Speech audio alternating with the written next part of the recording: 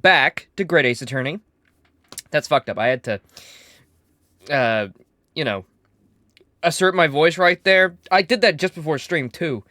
Blah. I don't know what's going on. Lots of phlegm. I feel good, though, and welcome back to Great Ace Attorney. The final two games in the long line of the marathon we've been doing. I guess it's not really a marathon, that's like in a row, but we have been playing through all of it. Yes, I know, it ain't Zelda, that's later, okay? We're gonna do Zelda afterwards, alright? Sheesh, this game takes way longer. Zelda's more of like a blat stream. This is more of like a blat stream, you know what I'm saying?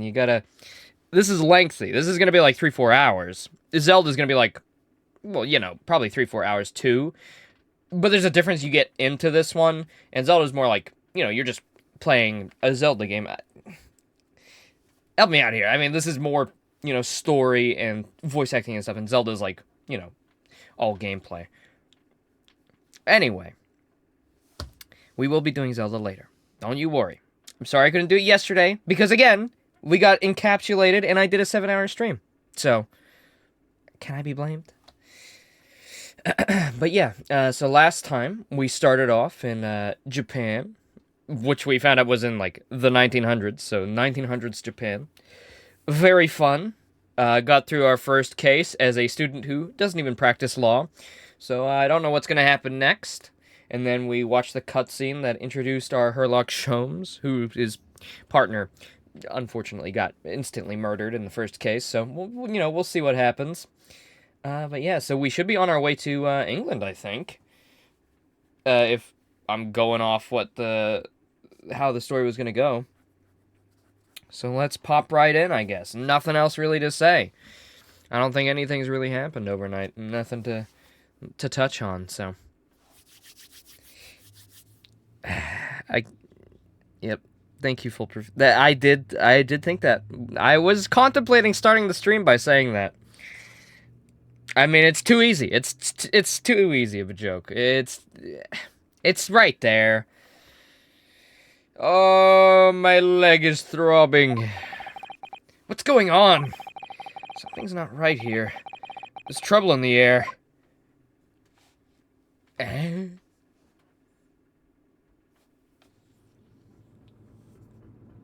What the balls?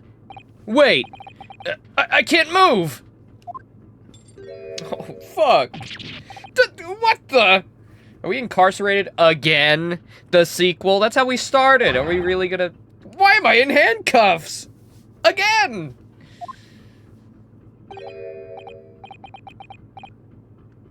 Is this gonna be, Herlock? So you wake up now, hmm? Oh, no, it isn't. Yeah, this is also a 3DS game. There's no such thing as a console Phoenix Wright game so far. That's been developed for console, I mean.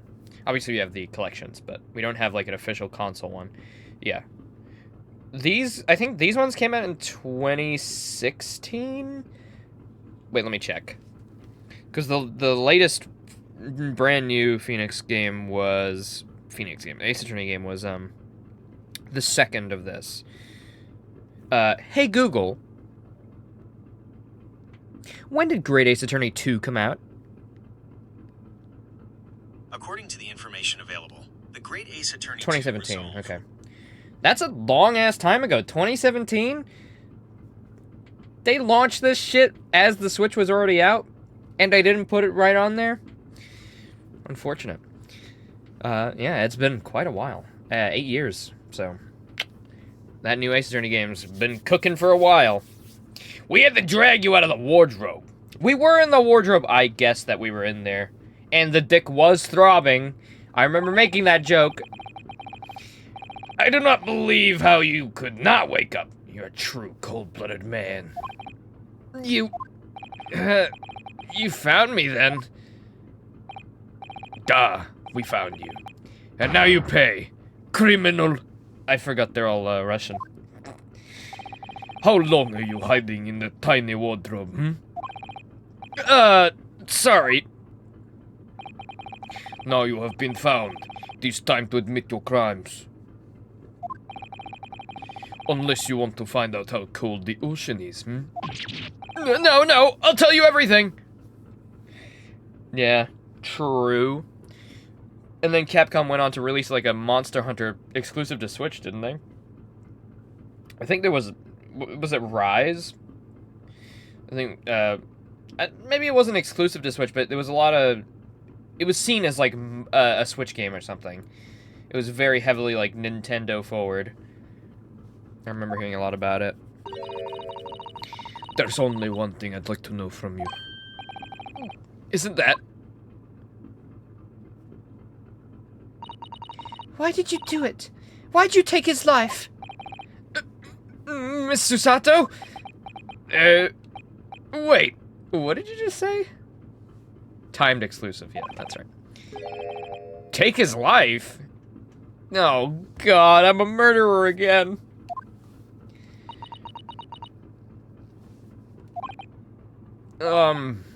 Where is he? Where's Kazuma?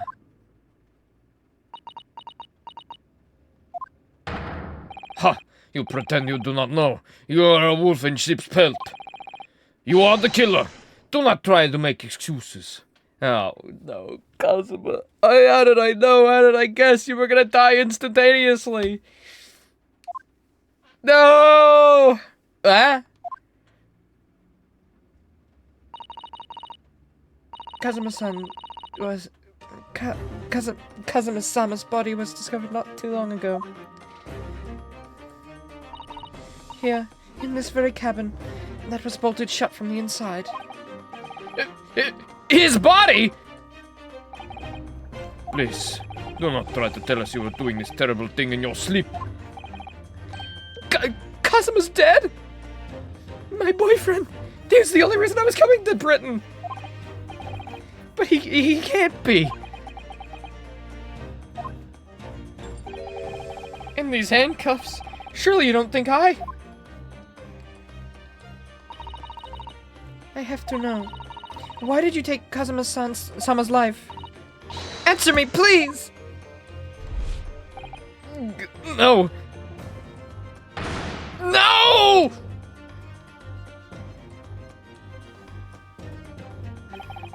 Kazuma, it was just 2 short weeks ago. Are you sure about this? We won't get in trouble? Don't you find it fun being a stowaway? Besides, how else could you come to England with me to study? It was really something else when you brought your luggage in here earlier, though. The way that Russian crewman just tossed your traveling case onto the floor. I thought I was gonna die! Yes, I still can't quite believe that. Yeah, I think we're gonna have to defend ourselves again. Which was the entire first case. That was the entire premise, was we were defending ourselves. And now we're just doing it again. Oh boy! Wow! Variety! I really didn't think you'd be able to fit inside my trunk. You must be even less of a man than you look. Hey! Honestly, I thought I'd broken every bone in my body. Well, it's about 50 days until we dock in Great Britain.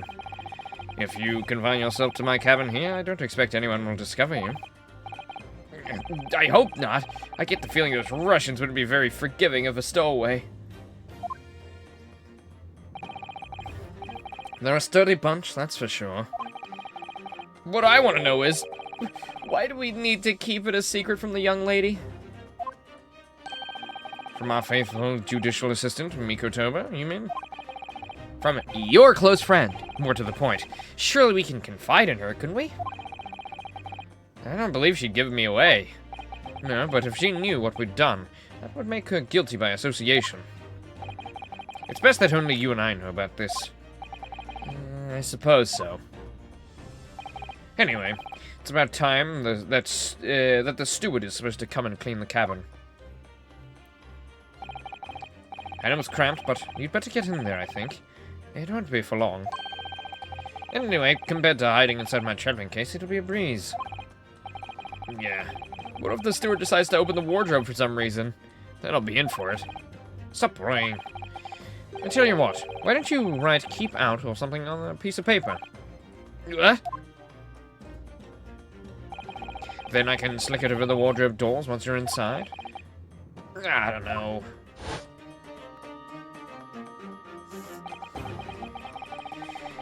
We've only been at sea for about 15 days. How can this have happened? It was the steward! The steward did it! She came in while I was in the wardrobe. Oh wait, no, that would be a stewardess. He came in while I was in the wardrobe and killed my best buddy. My best boyfriend of all time. He's dead now. I'm gonna have to find another Edgeworth. Squidward.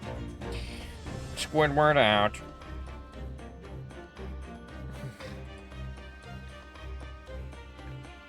We're supposed to be going on this adventure to England together. We'll leave you at next port. Stay quiet till then. Don't make more trouble for yourself. Murderer. No, I am not a murderer! Duh, you said before. You said you admit everything about your crimes. No, that's not right! I mean, yes, I did stow away on the ship, but... murdering my best friend? My boyfriend, nonetheless? Duh! No one else could have done it. Admit the truth.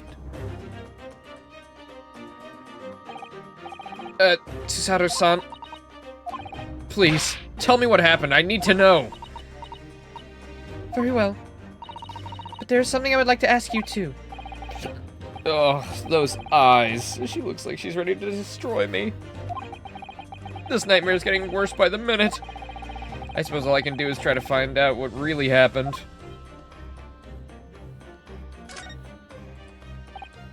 He really has been killed, hasn't he? This isn't just a bad dream. And these handcuffs. They think I did it? They think I'm Kazuma's killer? When they found him, the cabin was locked from the inside. What do you mean? There's no access to the cabin via a porthole window, and the bolt on the door can't be operated from outside. In other words, after the crime, the culprit couldn't have escaped these four walls. What? Oh, I got it! He was hiding in the suitcase.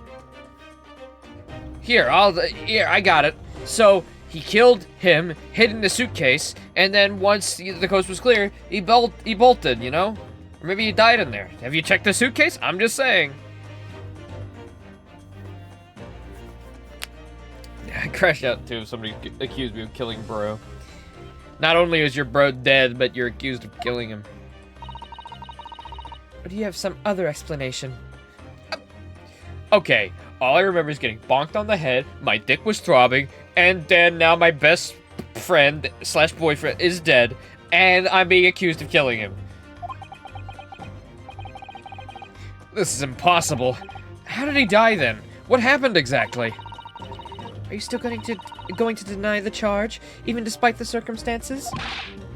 Please, Susato-san, you have to tell me. The cause of death is still undetermined. They don't know how he died? The ship's doctor is examining the body, but of course, he has no post-mortem analysis experience. I don't suppose we shall learn more until an expert has been consulted at our next port of call. So, presumably that means there were no obvious external signs of injury then. That's true, yes. It could have been poison again. Can anyone tell me what actually happened here in this cabin? I don't understand it. Why would someone want to kill Kazuma? Presumably, that's something you know the answer more than anyone. Please. Whatever you say. You were here in the cabin after all. Well, yeah, I was, but...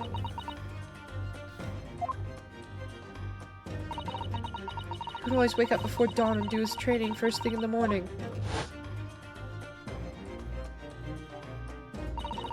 I was waiting outside his cabin as I have every day so far on this voyage. But this morning, he did not come. I could sense that he wouldn't. Oh! That, well, you see... two bros sharing a room, some things tend to happen. I wonder why he was late. Don't know why he's dead, though. I knocked, but there was no reply. And I started to become worried, so I had to find a member of the crew. The crewman forced the cabin door open, and when we managed to get inside...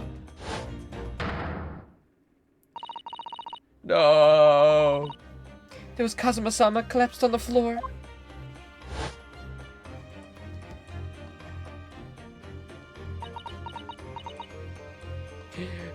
I knew they were gonna Mia me!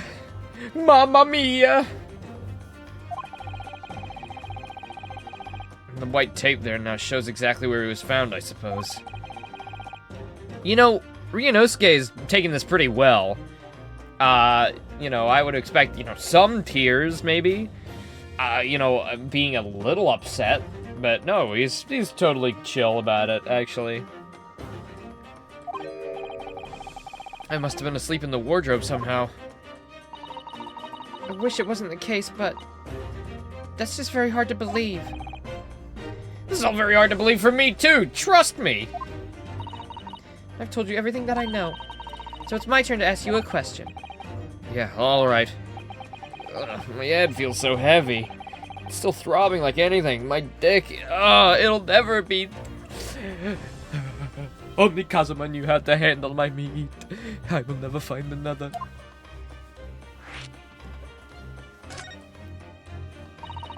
Why are you even on board this ship, Noroharu-san? You said something about being a stowaway, didn't you? Oh, yeah, I'm afraid that's true. It's 2 weeks since we left Japan now, and I've been shut up in this cabin this entire time. I had no idea. But how could you have occupied Kazuma-sama's cabin for so long without him noticing? Oh, no. That would have been impossible, obviously. Yeah, of course. Kazuma invited me. He wanted us to go to England together. He actually asked you? But why? Boyfriend? Hello? I'm afraid I don't really know myself. I don't understand. Kazuma, why do you want this? What's the real reason? Does bro need a real reason for his bro to come along to a bro trip where bromance can blossom? Sorry, blossom? Brosome?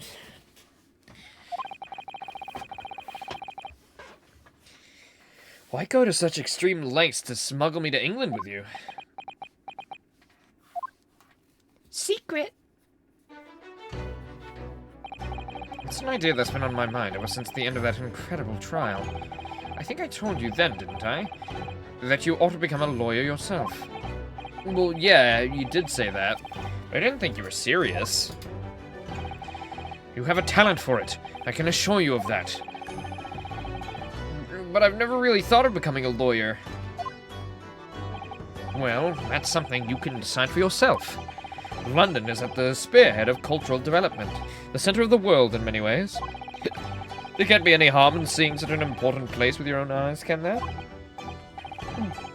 Well, no, definitely not.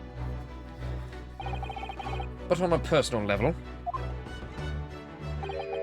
if you were to become a lawyer, then... Then what? Nothing. Forget it.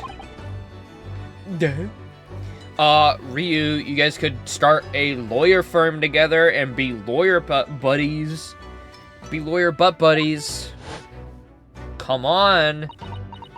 Connect the dots. Kazuma-sama he was always saying the same thing. That he wanted to change the Japanese legal system. Perhaps he thought that he could do that with you. Yeah, maybe. Something's still bothering me a little. The look in his eyes, then. It was darker than I've ever seen it before. Susato-san, I'm sorry that I kept it a secret from you, my stowing away on the ship, I mean. If I know Kazuma-sama, I expect he was trying to protect me, to avoid me becoming guilty by association. Well, that's exactly right. Word perfect, in fact. If you're not the culprit, then tell me. What happened last night here in this cabin? Well, the thing is, I don't really remember. Kazuma brought me something to eat, just like he always did. I got myself into that wardrobe over there, just like I always did. After that, I Fell asleep? well, yeah. So deeply that you didn't even stir when Kazuma was killed? Yeah, well, yeah. I know it sounds unbelievable, really, I do. But it's the truth. Did bro slip me some aphrodisiac but got him mixed up with the sleeping medicine? I went honk shoe. If only I'd woken up, then maybe I wouldn't be in this predicament. For some reason, my head's still throbbing like anything. Nah, you guys just had really crazy fucking wild ass sex. Like the sex was so crazy that he died. That's the real truth. Like, just insanity. Really?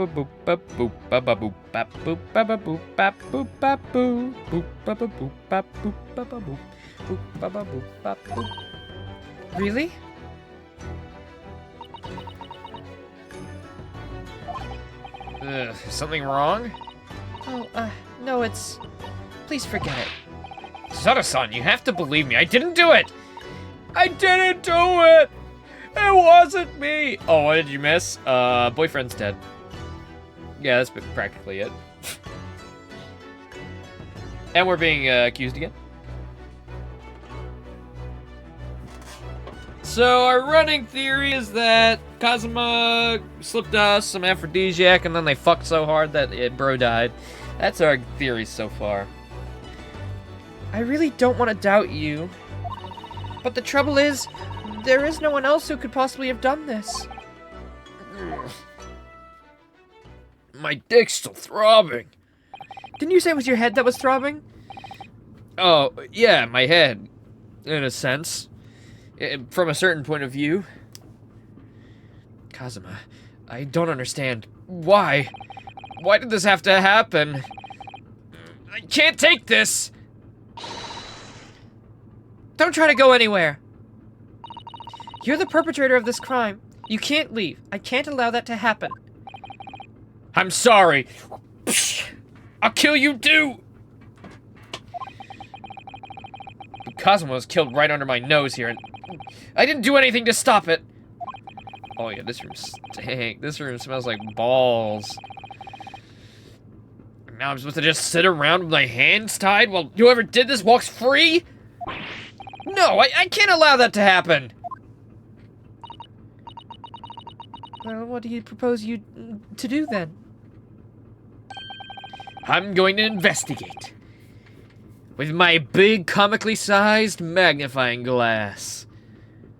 I'm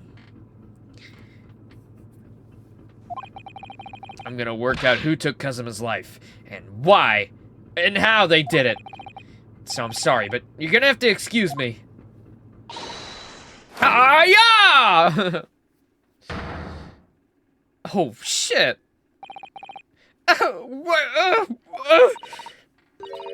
That was a Susata takedown. Oh, my head, it is now bleeding. I'm going to need you to prove it. Sorry, prove it? Yes, your innocence. I need evidence. But how am I supposed to... Have you forgotten already what you achieved just a few weeks ago? You successfully defended yourself in a court of law. Well, I mean, I didn't really do it. It was more Kazuma. And now he's dead. She expected me to present some conclusive evidence. Ugh. I have to get Susada-san to believe me. I'll show her some evidence right now that proves I'm not guilty of this awful crime. My university collar pin! I'm an adult! Kazuma would stick this over the doors of the wardrobe for me. It says keep out in Japanese, though I'm sure the Russian crew can actually read it. Yes! Yes! Tell me, when I was discovered in the wardrobe before, was this piece of paper stuck to the doors?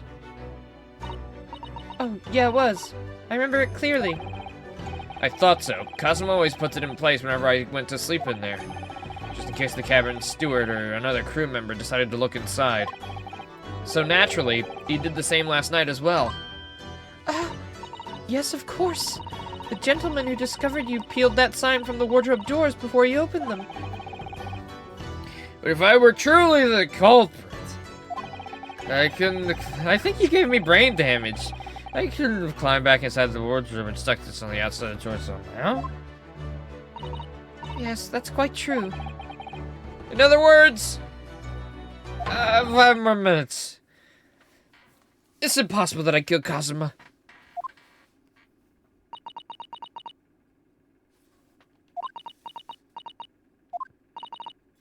Well, even if you are sprawled hopelessly on the floor, I can see why Kazuma-sama thought so highly of you. Thank you, Susato-san. Now, do you think perhaps you could help me up? Oh. That was my impression of you. Now help me up, you fuck.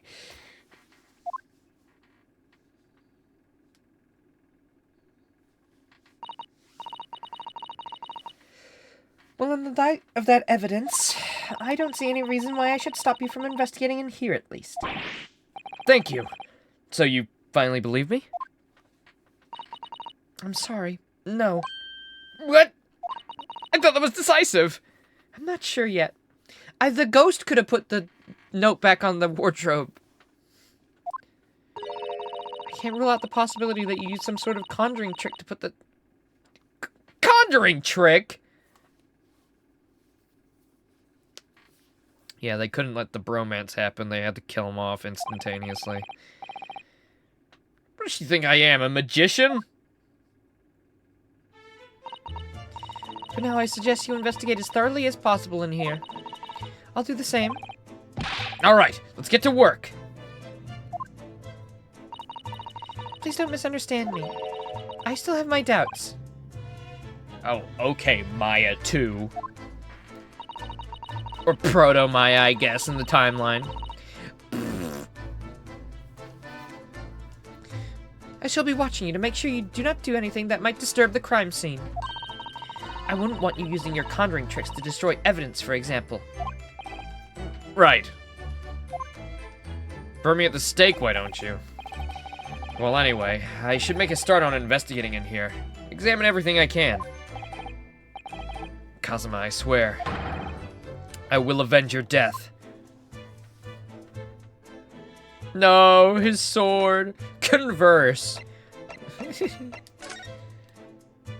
Oh, hello. No, his sword, no. That's Kazuma-sama's precious sword. He never went anywhere without it. Yeah, he was always saying that a Japanese man's katana is his soul. I believe he had to work very hard to convince the government to allow him to bring it on this trip. I suppose that shows just how important it was to him. And now he's gone. But I'm not ready to let his spirit go just yet.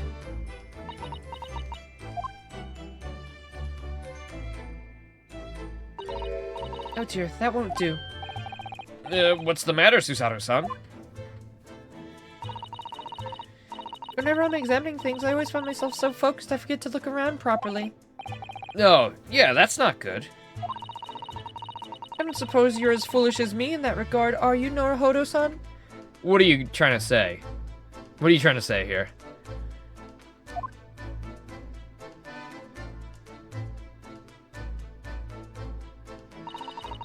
I'm sure you're careful to look around using this, aren't you?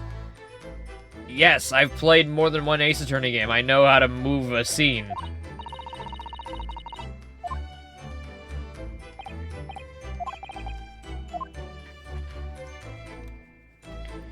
What is this, a bone? A leg bone? That's my dinner from last night. A roast chicken. It was really tasty. A whole roast chicken?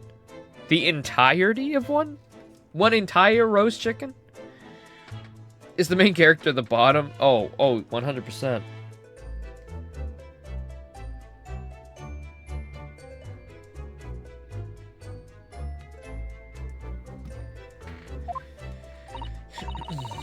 Yes, it was very delicious, wasn't it? But, did you eat it on the floor here? I'm not a dog, Susato-san. I ate at the table, of course. And then, once Kazuma saw me at the table, he said, get on the floor, and so I did. Which begs the question of, when and how did the plate end up on the floor? Oh, that was probably when we started fucking on the table, and we didn't want it to smash. Right. Well, yeah, you get me, right, Susato? I mean, smashes at the plate. Not us. We were, you know. Anyway. But Kazuma-sama didn't like chicken at all, did he? Oh, well, I'm glad he's dead then. How can you not like chicken? No, that's right. So he didn't touch it. Which meant all the more for me. Oh no, does that mean poor Kazuma-sama spent his last night on Earth with an empty belly? It's just too horrible. Now I suddenly have a guilty conscience and an achy stomach. Don't worry, his stomach was filled with something other than food.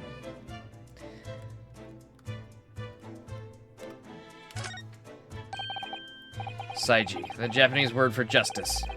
The brushstrokes are straight and true, just like Kazuma. Well, you know, straight and true.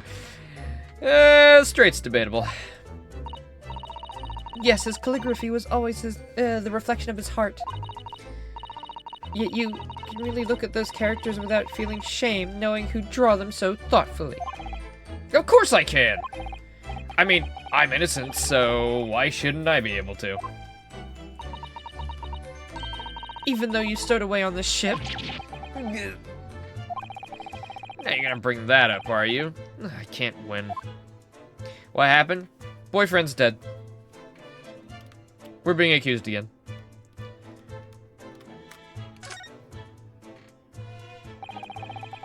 These are the rules of passage for travel abroad the SS Burya. Burya? It's essentially a list of requests that It's essentially a list that requests from the captain to all passengers on board. Passengers must not keep weapons or other dangerous objects in their cabins. Pets are also strictly forbidden. Ah, damn, he got two of us. Well, he had a sword and me. Damn. The power of love will bring him back to life. Don't worry, guys, we just gotta find the Dragon Balls again. He hasn't been wished back already, so, you know, you'll get a fresh revive.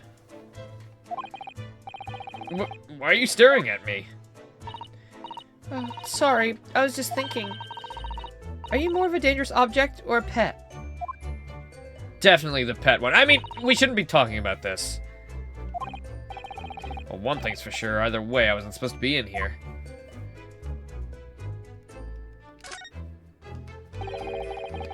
The books have fallen over on the shelf. Look, they've all toppled over in the same way. And what's this? A statue of some god of the sea? Although he's fallen over as well. Yeah, it's almost as if the whole shelf was ransacked. Everything went, and everything moaned down at once. We were moaning down at once, you know? I wonder if perhaps it was Kazuma-sama's doing his morning sword training. Do you think? No, I seriously doubt it. Then perhaps it was you, Naruhodo-san, in a fit of rage. I wouldn't have bothered leaving the wardrobe just to mess up a few books and a statue. The way these things have been thrown about have anything to do with the case, I wonder? Well, it seems like somebody was looking for something, the way you worded it. Well, I'll just set everything straight again. I don't like to see a mess.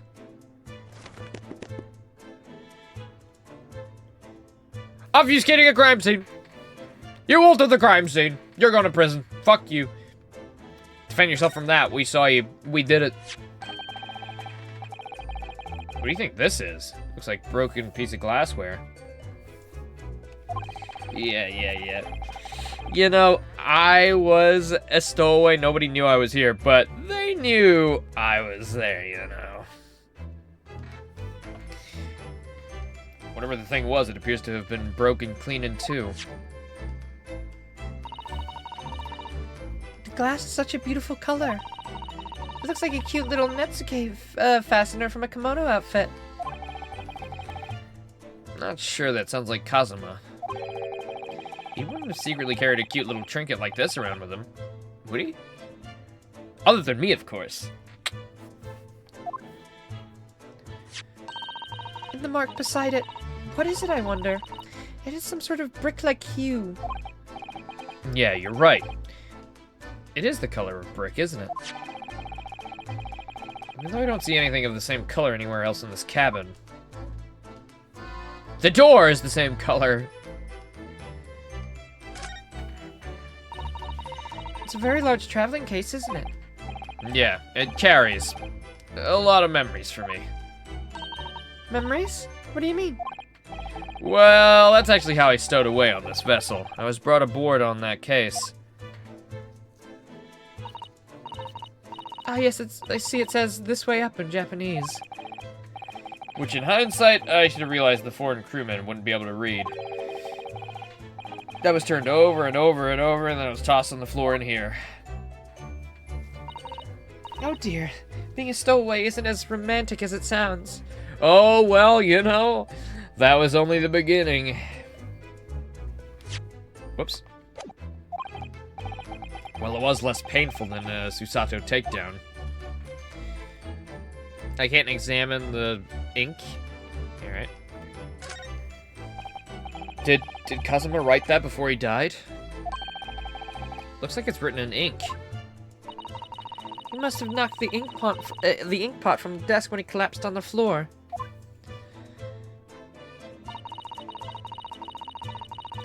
So, you know, did anybody know that he's not Russian? Like, bro could not have wrote that? Like, bro does not know Russian. Bro is a Japanese student studying English, not Russian. I mean, maybe he knows a word or two, but, like, come on, man. That wasn't him, obviously. Somebody planted that there. How many times are we gonna have, like, a fake message written by the victim, quote-unquote? I suppose he wrote this message by dipping his finger in the spillage. Rap EPOG, yep. Exactly right. Poor Kazuma-sama. No doubt he was in terrible pain. It's almost unbearable to imagine it. I suppose he was trying to leave some kind of clue in his final moments. Was he? I'm sorry, partner. I can't read your writing. I don't think that's Japanese, Noroharu-san. What? Then, what language is it? Pains me to admit it, but I don't know. It's Russian, bro. Weren't you there when the detective was in here? The detective literally said, he must have been Russian. Russian man. Yeah, no duh. The whole ship is full of Russian fucking crewmates. Of course. It can't be anybody but the Russians. Oh, I knew it was the Russians all along. I'm allowed to be racist. It's the 20th century.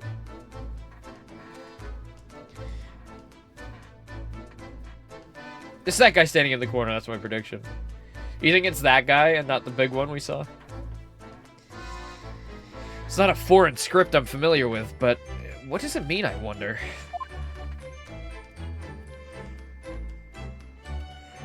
What's up, my home slice, my ham bone, my dog? Perhaps I should see what this Russian crewmate makes of the scene of the crime. Excuse me. What? I was wondering how it's going. The investigation, I mean. Grandmother told me Japanese people do not make jokes. But it's not true, I see. Racism. Sorry? The criminal asking investigator for information about this crime. Very funny. Oh, that wasn't supposed to be a joke. He doesn't appear to be laughing either. He's convinced you're guilty. He might have useful information, though. I have to keep trying. So, last night, did you notice anything out of the ordinary at all? Whoops. Niet! Of course not! Now back to the corner of the room and make silent! Make silent. I say no more to you.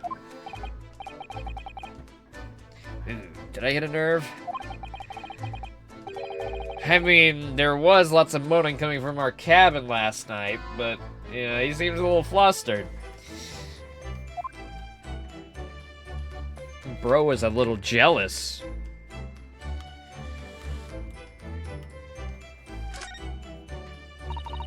When I went for help and the crewman forced the door open, this bolt had been firmly closed.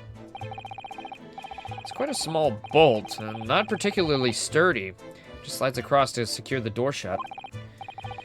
But still, with the door bolted, there would be no way to get in or out of the cabin, that's for sure. No way in or out? Bro, have you ever met a cave diver? You see that little horn over there? A cave diver would see that, and he would go, you know, he'd slip right in.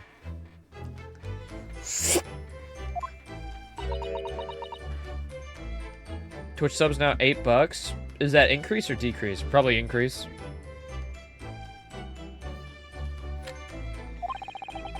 She glares at me like that. I feel tense all up my spine. I remember reading once in a detective novel.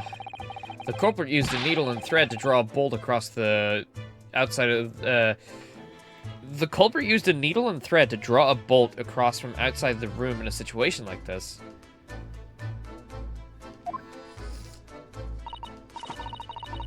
Yeah, it's a clever trick, isn't it? I'm an avid reader of detective stories myself. But the door of this cabin and the frame are made of metal, and they seal together perfectly. There would appear to be no possibility of using that needle and thread trick here, I'm afraid. Is that a real trick? Can you actually do that? When she glares at me like that, I feel pins and needles all up and down my spine.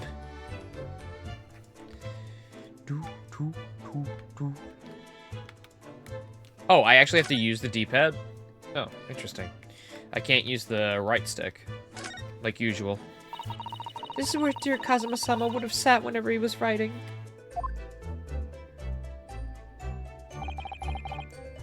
London Diary. Poor Kazuma. He didn't even make it to his destination. Looks as though his last entry is incomplete. Which means, what? He was in the middle of writing it when the incident happened? Let's see what it says. It has to be a valuable clue. Hiya! That's out of the question! What?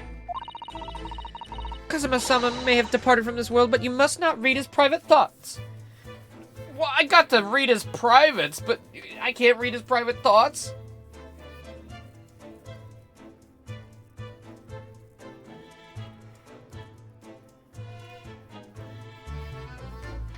She fucking hit us on the noggin and threw us to the ground. She did her classic takedown maneuver. But what if something's important in there and it's relevant to the case? Alright, I won't read it. Poor Kazuma-sama. I don't like prying into people's personal matters either. Unless it's their personal matter. So, sorry. He's dead. But in this case, isn't the need for clues more important?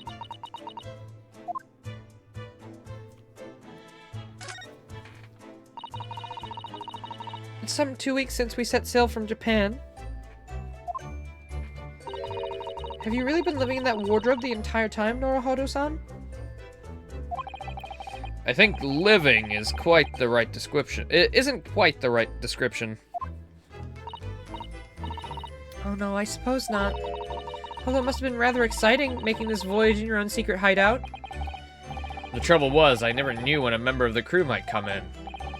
So yeah, I did basically have to live in the wardrobe. Last night was no exception. But because of that, you had no idea what was happening out here in the cabin. No, sadly not.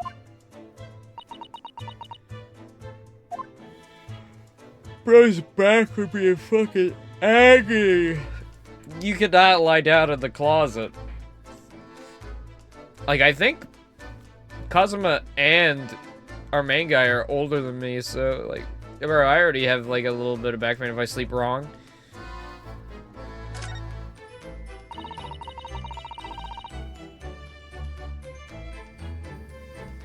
I think that's some kind of opening for a ventilator. A hole in the wall where fresh air can circulate into the cabin. Isn't that a little odd? What do you mean?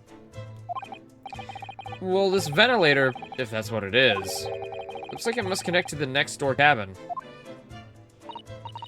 Yes, it would appear to. You're right. But if its purpose is to allow fresh air into the room, surely it would be connected to the outside. That's true. Perhaps it's so that rain and spray don't find their way in when the seas are rough, or something like that. I suppose. Maybe that's it. What is what is Bro up to? What is Unk up to right now? Who's that? He wasn't here a minute ago. As far as I can tell, it looks like he might be European. Oh, how did he? You noticed the man too, haven't you? No idea who he is or how he got in here, but he looks suspicious. And tall. Seriously tall. Suspiciously tall.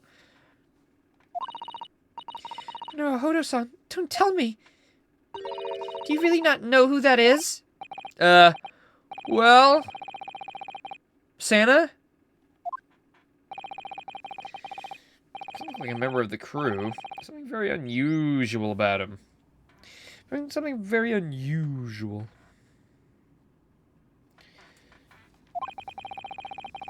And he's investigating Kazuma's desk, or is he just playing on it? I can't tell. Well, in that case, we must simply just talk with him. Am I just imagining it, or does Sasaki look almost uncontrollably excited?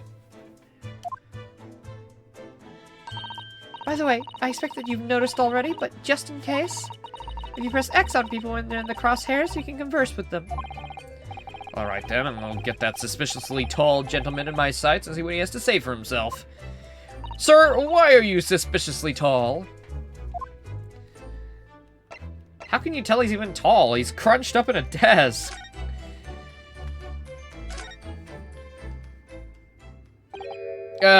Excuse me. Excuse me, do you have a moment? Shh, this is a critical point in my investigation.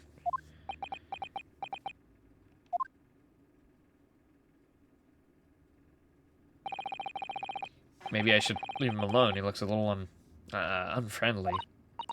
Yes, perhaps that would be for the best. Greetings! I hope I haven't kept you very long.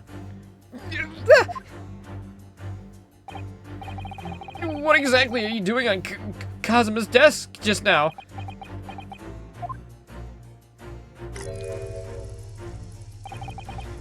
Ha! I just went to the bathroom. Wasn't it fascinating?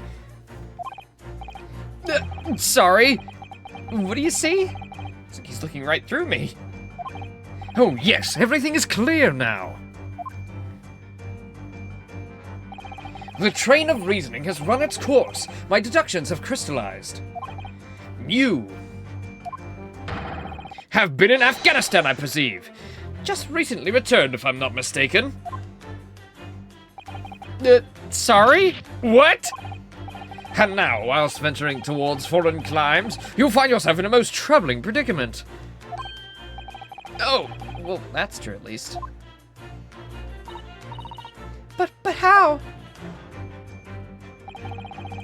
How the deuce did I know that?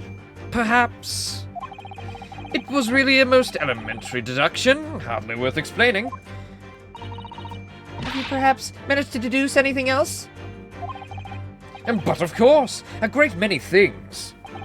There's no mystery, my dear madame. For example, you have fled your native land of Russia, being as you are a merciless revolutionary. You leave 16 victims of assassination in your wake, and now travel to England to blow up the Crystal Tower. And when the What? And when the bare-boned occupant of this very cabin discovered your identity, you ended his life too. Yes, I believe that summarizes the facts beautifully. No need to hide the truth now. Nothing deceives these eyes.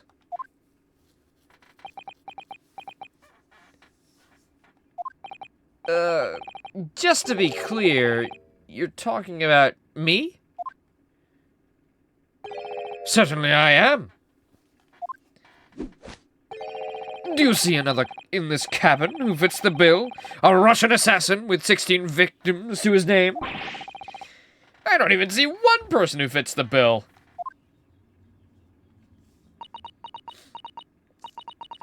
So it's true. It was you who did this to Kazuma-sama. What? And you're plotting a revolution, too? It's shameful behavior, Naruhodo-san. Absolutely wicked. No, listen. There's no way I'm dead.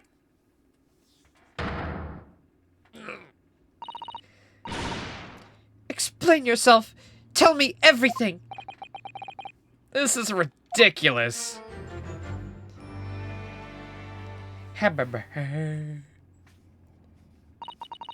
could you do it?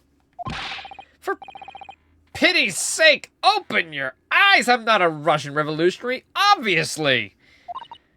Oh, forgive me. And as for you, what kind of deduction was that? You were just saying the first thing that came into your head. Ha! But was I not right? Whilst venturing toward foreign climes, you do find yourself in the most troubling predicament, do you not? Well, yeah, okay, maybe that one. Ha! There you have it. You see, what do you make of that, hmm? Well, to be honest, the ship is en route to England, and I'm in handcuffs at the scene of a murder, so I'm not really sure you could call it deduction. It's more like plain observation. Indeed, an observation, my dear boy, is the basis of all deduction. My method is founded upon the observation of trifles. You see, I announce my findings with a brassy certitude. And more often than not, I'm right. ha. I don't think you introduced yourself yet. Ah, my apologies. How remiss of me. I am none other than the greatest detective of the century, known to men and women the world over. The imitatable Sherlock Holmes. So it's really you? The actual Sherlock Holmes? The very same. The inimitable. Actual Sherlock Holmes.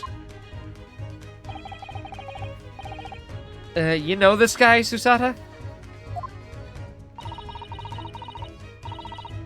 The most famous detective in the world, Naruhodo-san? Of course I do. There's nobody who hasn't heard of him. What planet have I been living on, then?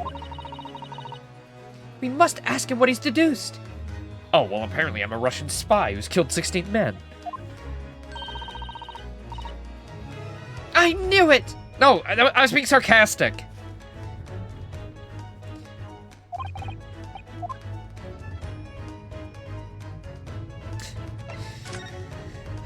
Great detective. So, you're a great detective, are you? Sorry, what was your name again? Indeed, I am none other than the one, the only, Sherlock Holmes. I see. You're, German. Herlock, was it? Airlock? No, no. I have no air. I have hair. Please, call me Sholmes. You can read all about my exploits in this exciting London publication. Ah, yes, Rance magazine, full of wonderful short stories and interesting articles from Great Britain. I never miss an issue. I have it sent from England specially.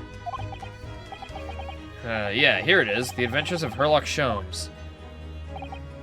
So, you're the protagonist in a series of short stories, then?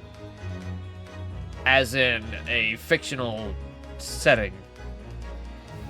So you're just an actor? Indeed I am. But actor, no, I am not, boy. And you've read so many of your own stories, you've actually started to think you are a detective? Make no mistake, I'm not the poor deluded fellow you take me for. Your inference is backwards. Backward? My trusty biographer reports my greatest detecting achievements and chronicles them in the magazine. God, I hate people. Why do you feel the need to speed on a simple, normal street and cause the biggest ruckus of all? I mean, I know I'm the one yelling objection over and over again, and that's probably not, keeping the peace, but I'm not as loud as a car. Yet. My cords of steel are getting there, but not yet. You have a biographer, do you? Doesn't everyone? Mine goes by the name of Dr. Wilson, presently keeping shop in London. Dr. Wilson. Gulp. I must say, thanks to that publication, I've been fantastically busy of late. Why, this very moment, I'm returning from Asia, having solved the mystery of a cursed royal crown. Yeah, who will win? Nintendo versus Begin! I'm a Mario, Super Mario.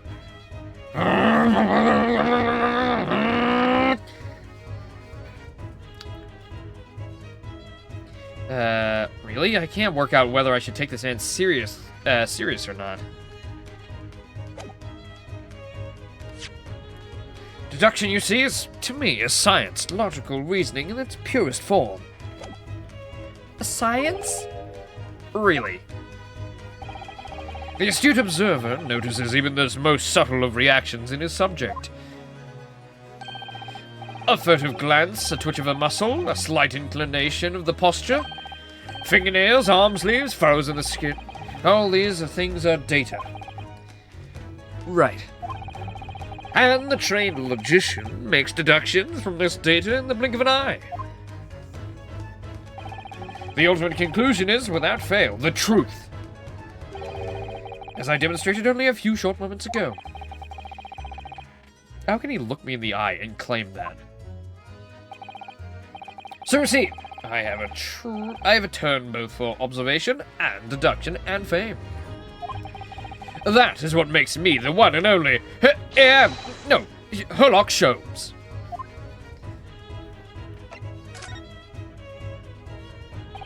I love his outfit. I love this weird. He's got like the, I don't know what you call the extra flap on top. I don't know what that's for. It's like a little cape. But I know that one of the Bloodborne outfits has that. Like the Hunter outfit has the little extra flap on top. Have you managed to deduce anything about this particular case yet? Have I managed to deduce anything? My dear fellow! I'm the one who's indicting you. Who do you suppose discovered the culprit in his most cunning hiding place? That's right. It was none other than the great detective before you now, Mr. Herlock Sholmes. I see. I'm at these now because of him. When I became anxious about Kazuma-sama this morning, I summoned all the crew members to force the cabin door open. And I concealed myself among their number, gaining entry to the scene of the crime. Yes, luckily for everyone, the great detective, Herlock Sholmes, was on board. And the cuffs seem to be an excellent fit, Mr. Naruhodo. Oh my god, Big Boss is raiding with a party of 4! Bah! Thank you, Big Boss, for the raid. Thank you for the raid. Thank you for the raid, Shadow Legends. The very moment I laid my eyes on the scene, 2 facts were immediately apparent to me. Oh, really? 2 facts, you say?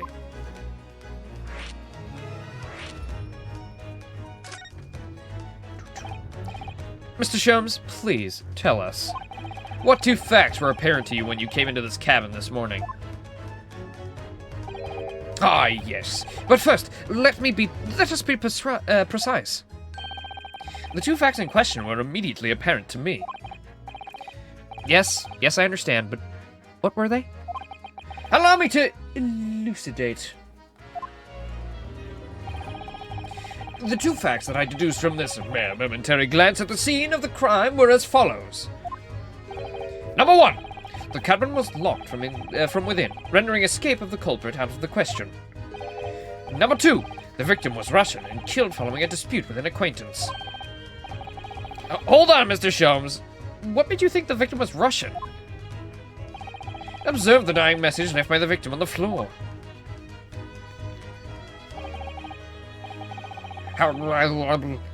This is the Russian word for wardrobe.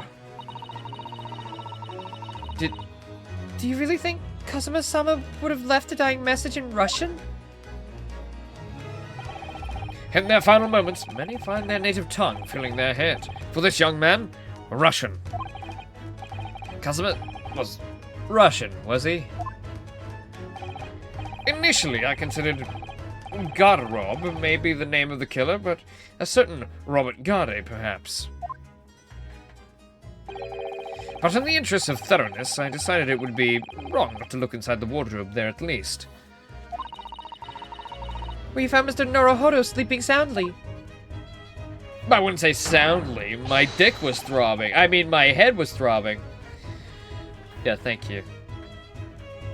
It's so sad. It wasn't the most obvious ploy in the world that he was gonna get Mia'd. He was gonna get old Mia'd. He was gonna get Mum Mia'd behind the shed. You know what really tipped me off before I even started the game? He's not on the front cover. Like, he's not on the front cover, so I knew he wasn't gonna be, he wasn't gonna be reoccurring. Of course I held out hope, but I was like, yeah, okay. Quite so. I found you the renowned Russian revolutionary killer. Pretty sure he is? Okay, where? Yeah, on there, but I'm talking about the splash screen, sorry. I was thinking about this splash screen right here. He is in the... You can see him right there. He's to the left in the thingy. I was talking about that one, sorry. My bad.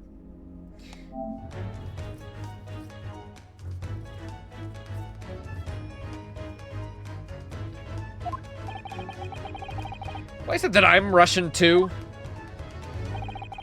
I observed that you were wearing the same attire as the victim. In other words, you were acquainted. Okay, buddy. Can you read what my pin says right here?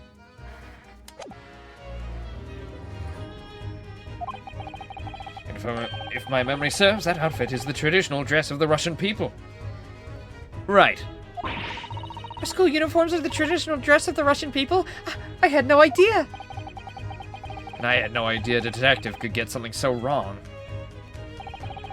I took a photograph of the victim and the dying message, that I might analyze it for possible hidden details.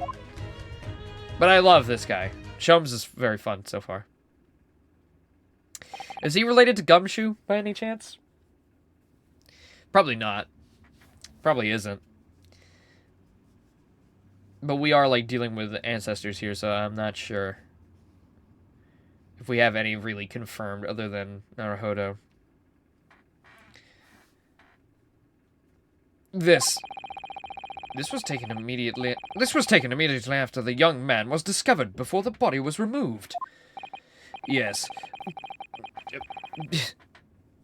Yeah, Kazuma had already been taken away when I woke up. He's just himself. Yeah, I doubt he's having any kids. Bro's fruity as hell. Maybe he'll adopt.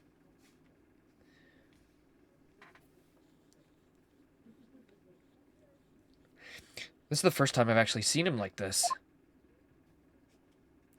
No, his ribbons weren't flowing in the wind. That's how you know he's really gone, when the gust of wind that follows him is gone.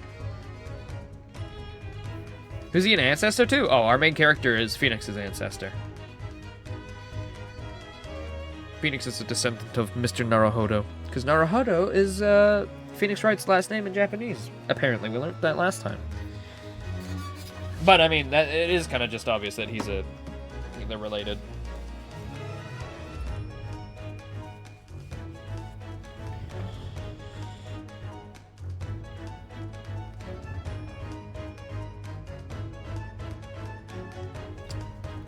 I mean, are they going to be so bold to just make the prosecutor Edgeworth's one? I'm not sure. I'm going to have to reuse his voice if they bring another Edgeworth in here. I was like, oh, he's best friend material. He's kind of got that Edgeworth swoop. I'm going to have to reuse it. You alright, Mr. Naruhodo? Oh, yeah, thank you. I have not seen the prosecutor, no, not yet. We're still on the boat. Can I ask you something, Mr. Sholmes? What pray? Pardon me. That was actually my question. Can you answer that? Why, certainly. By the aroma of your vulgar outburst, it seems you had 2 grilled cheeses for lunch and possibly a slice of cake. Yes, not very healthy, but pretty tasty. You, wait, and a whiff of jalapenos. I guess you spruced it up a little bit. Tell you who he is based on the cover art. Should I, like, take a little peek? I gotta really squint my eyes.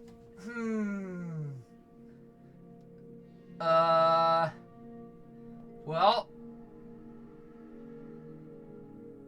I see someone that kind of looks like Maya. I don't see them. I see a weird pin-headed guy behind Naruhodo, but...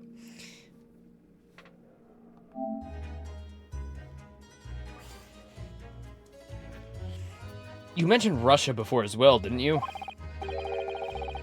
You know, when you said I was a fearsome revolutionary fleeing from Russia and all that... Ah, yes, the train of reasoning that led me to the truth. Would you mind explaining that train of reasoning to me, do you think?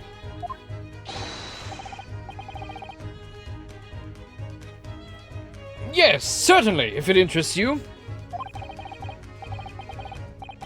How many times? I'm not Russian, and I don't speak Russian.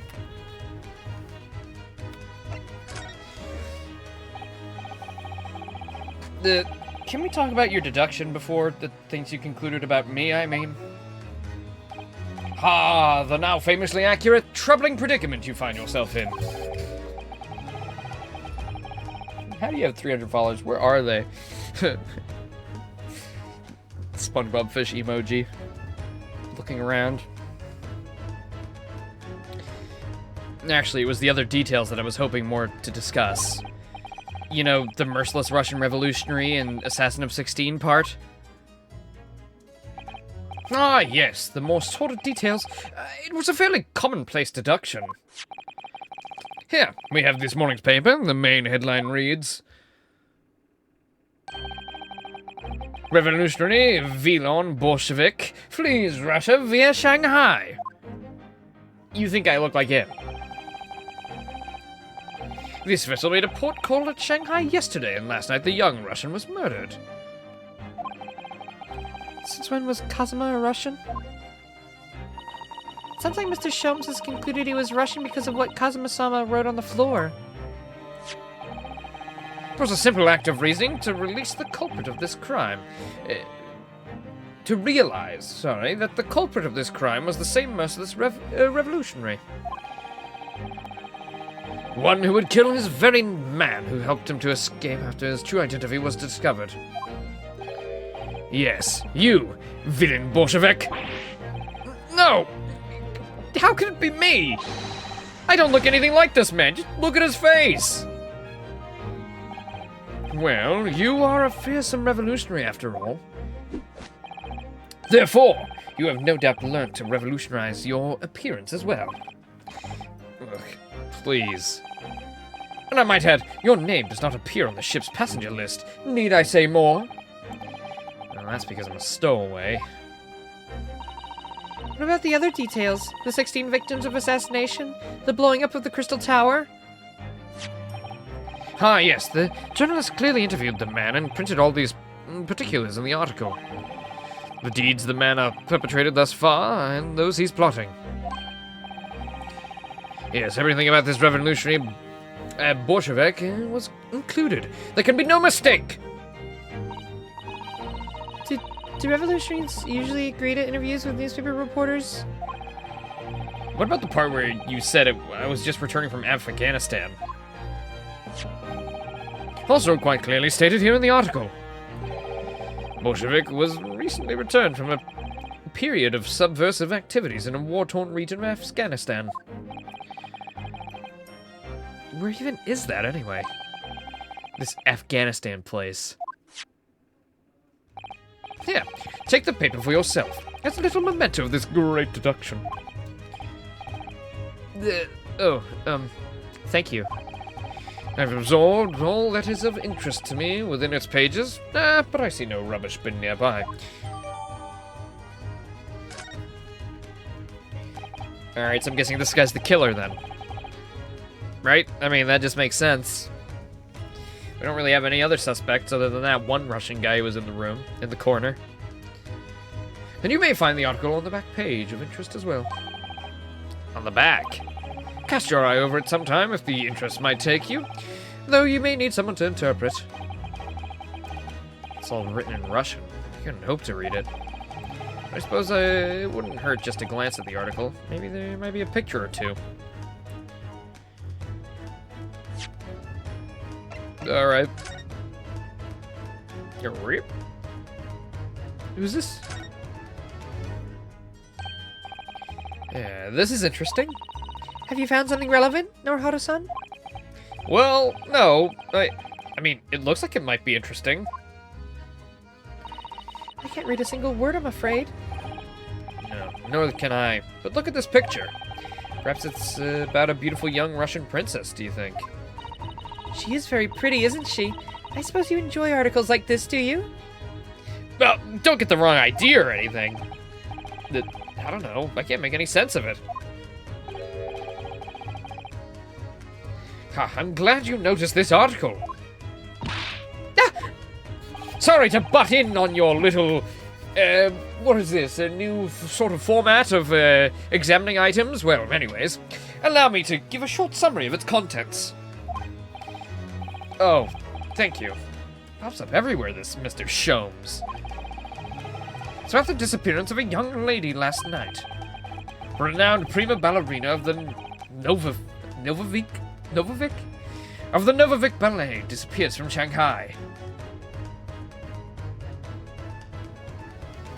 Yeah, I mean, you're right. This is kind of the format I was asking for, like a similar Persona thing with character portraits for conversations. You're damn right it was. Though to be fair, we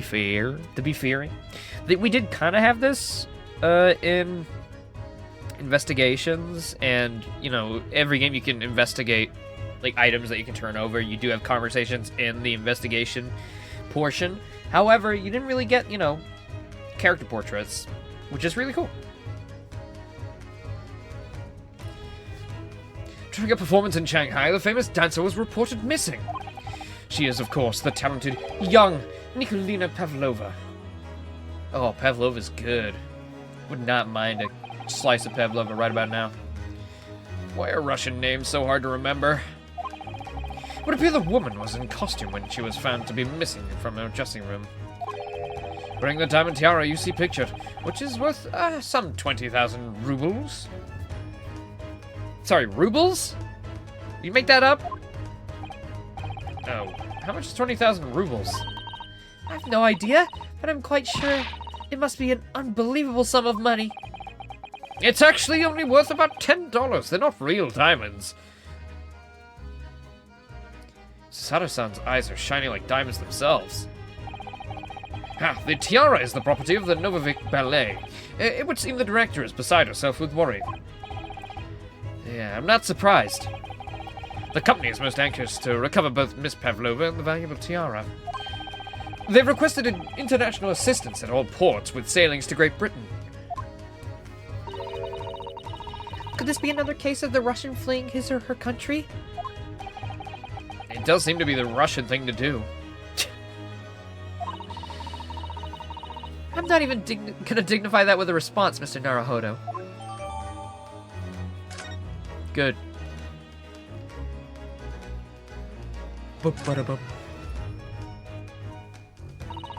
I'm afraid I can't read a word of Russian. No, me neither. I have no idea what any of this says. We can check in a second how old he is. I'm sure it'll tell us in the character sheet. I don't know why my mouth is like watering so bad today. It's just filling with saliva constantly. I don't know what's up. More than usual. It's very odd. The pair of you floundering is a sorry sight. Allow me to offer some assistance. The article on the front page of this newspaper is concerned with a fearsome Russian revolutionary. It reads, Revolutionary Violent Bolshevik flees Russia via Shanghai. Yeah, you told us that before. It reveals also that those who see the man's beard with their own eyes never live to tell the tale. Oh my goodness, he is fearsome. Well, presumably the newspaper photographer was alright, wasn't he? The solution's obvious, of course. If he despises his beard to that degree, he'd only need to shave it off. I'm not quite sure that's the problem, Mr. Sholmes.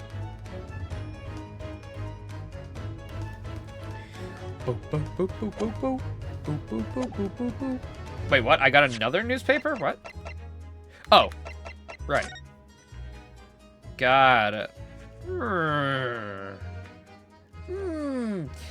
Big Boss, do you know, is this, like, this magnifying glass, like this? Is this anything? Is this gonna be necessary later? Like, it's fun, but, like, do I actually need this? Assuming it was gonna, like, reveal extra details, but it hasn't so far. It's just fun. Like,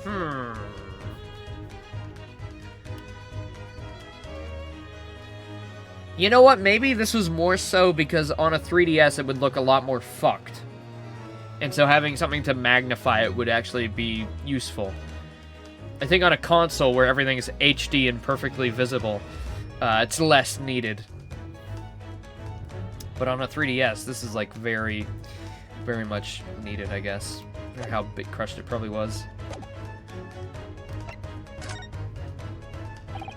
Before we started talking, you were examining Kazuma's desk, weren't you? Kazuma? Oh, yes, the victim. Did you notice anything useful? Anything at all? Observe for a moment the desktop of the victim. We see the victim was engaged in penning some text. London Diary. Kazuma was keeping notes on the trip. But I don't think you should read his private writings. It could upset people. Tragic! And something you ought to perhaps elucidate before the act of reading. You mean you've read it already? Well, it's my business to know what other people do not. Yes, believe it or not, I know a smattering of Japanese. Oh, I see. Well, you're about to know what Susato takedown is. Susato-san? Aren't you gonna throw the detective with one of your trademark takedowns? I'm sorry, Naruhodo-san. What on earth do you mean? He read his diary! This is bullshit. There's favoritism going on in this group. Life is so unfair. Anyway, to return to the matter at hand, namely this diary belonging to the victim. It would appear the final sentence is incomplete. As if the author were cut short. Tell me, what's the nature of the writing? Pray be precise to the details. Oh, but I thought you knew Japanese. A smattering, dear boy!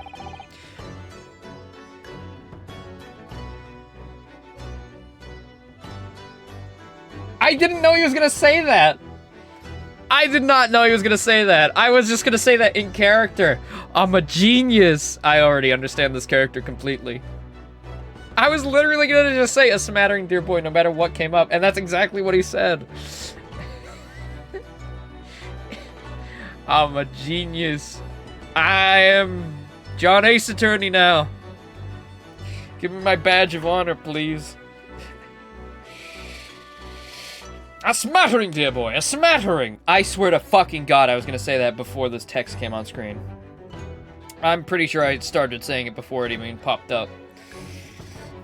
100%. Sayonara, Bonsai, Mikado, Nado. I trust you're suitably impressed? But this diary is littered with complicated-looking characters of which I can precisely...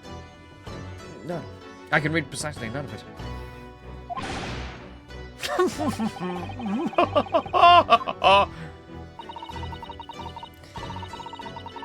If you'd be so kind as to show me, I would be happy to read it for you, Mr. Sholmes. But I thought you were Russian. I'm much obliged, my dear madam. Oh, right, you wanted to know his age? Hold up. 34. I'm guessing we're about the same age as Kazuma, so... 23, 34, 16. We got a group of very aged individuals, huh?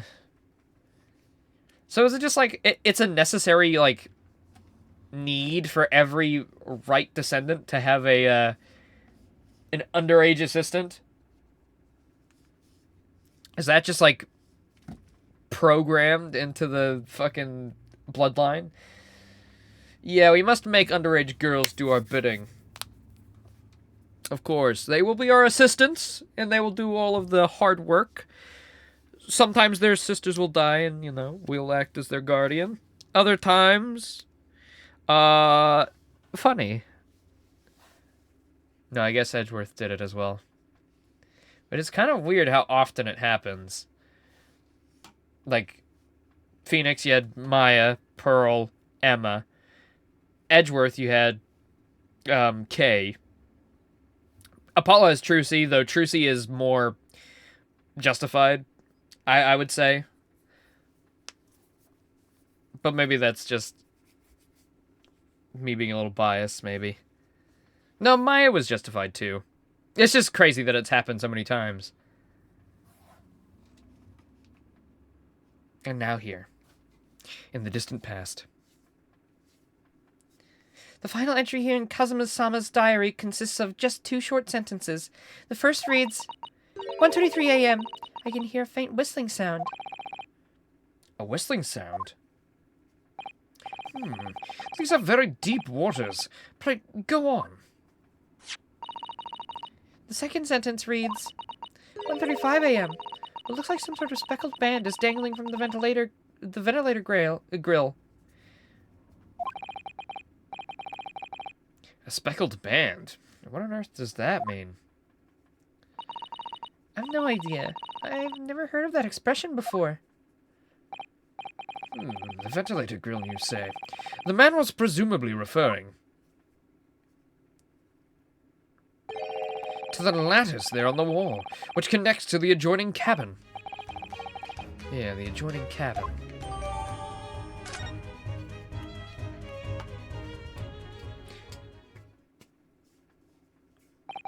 So, I believe I've given you enough to consider for the time being, at least.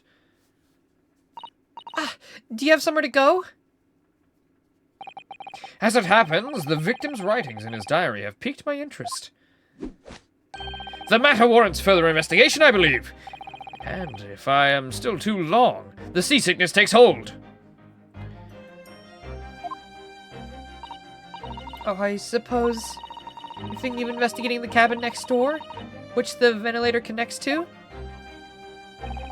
Great detectives are a curious breed. Our minds rebel at stagnation. We crave mental exaltation. So yes, I need to investigate. Hence the truth will become clear soon enough! You think perhaps that we could go with you? No. That would be somewhat complicated, as you are a murderer and she is, well, a child. What? But why? A simple glance at your wrist should reveal the answer. Oh, these. After all, you're the prime suspect in this matter. No.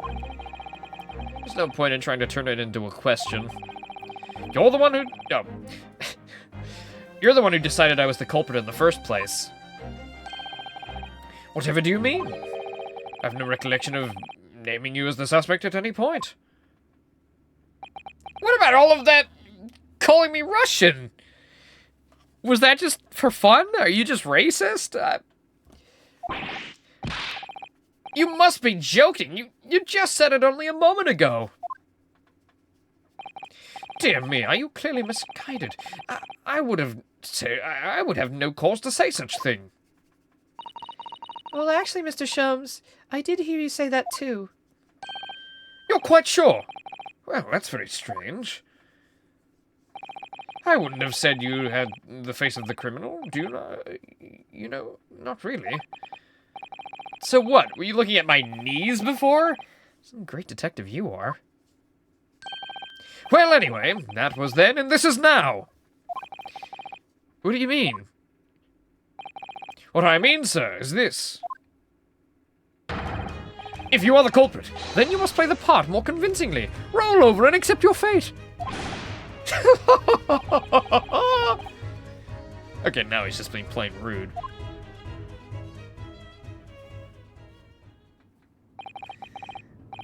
And off he goes, having just laughed in my face. His sense of humor is as twisted as his name. Naruhodo-san, what are you just standing there for? Huh? We must go and investigate the cabin next door as well. Aren't you forgetting something? What about these? No way I can... Oh, yeah! Not again! After Kazama-sama spent his dying moments struggling to leave us a clue, you're willing to give up? You're just gonna roll over and accept your fate? Ugh, as if you'd give me any choice in rolling over.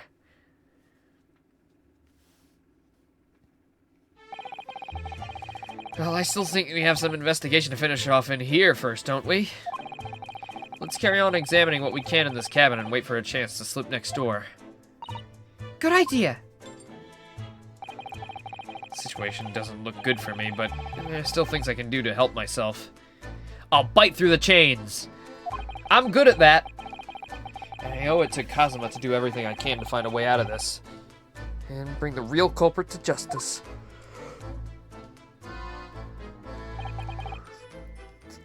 Is that? Is something wrong, Naruhodo-san? Oh no, it's just that crewman standing by the door. I can't help feeling I've seen him somewhere before. Oh yes, you're right. He does look familiar. Excuse me, sir. Yes, what can I do for you? Oh.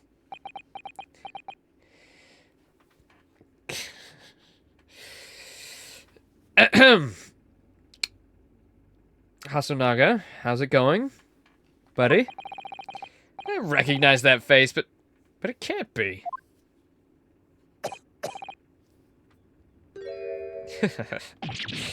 It is! I didn't know you were here, Inspector Hasanaga.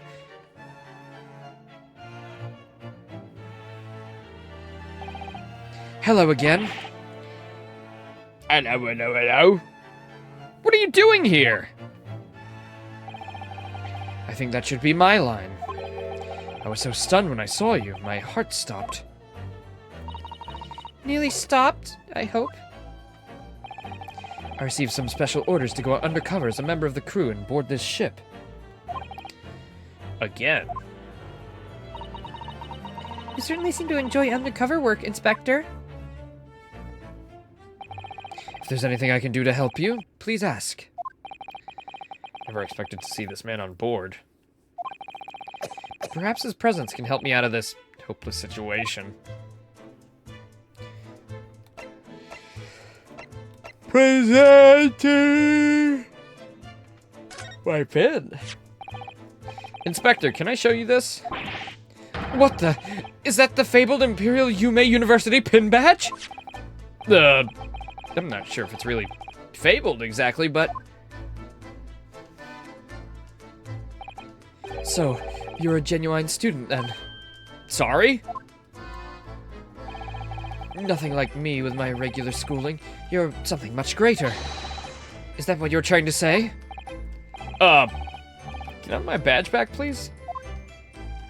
No, you may not. So, what are your special orders this time, Inspector? Yeah, and why are you dressed as a member of the crew?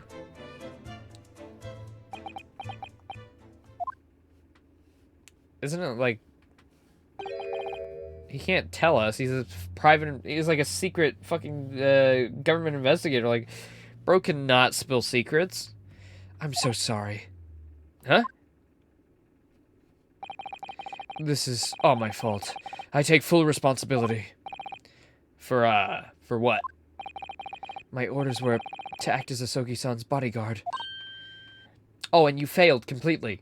You were supposed to be his bodyguard. Okay, well, now I hate you forever. You let him die? Thanks.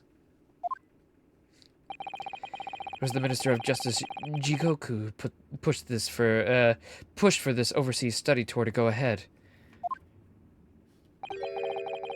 He trusted me with ensuring that Asogi-san reached Great Britain without being assassinated.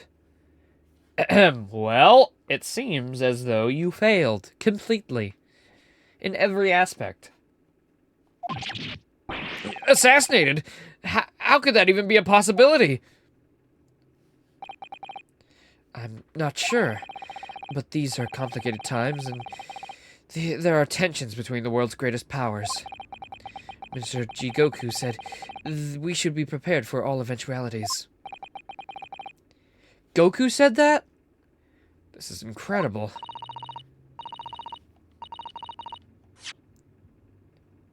Why did he say that? Why did he say this is incredible? That's got, like, good connotations with it. Like, what do you mean? I don't believe it. Kazuma-sama was assassinated? Obviously, we couldn't give Asogi-san a visible security escort. Which is why I'm undercover now, posing as one of the crew. I see. And I didn't take my eyes off him the entire time we've been on board, from morning until night, every day. But I never imagined it would happen here, inside his own cabin, not here on the first-class deck. Wow, he got a first-class trip? Dang.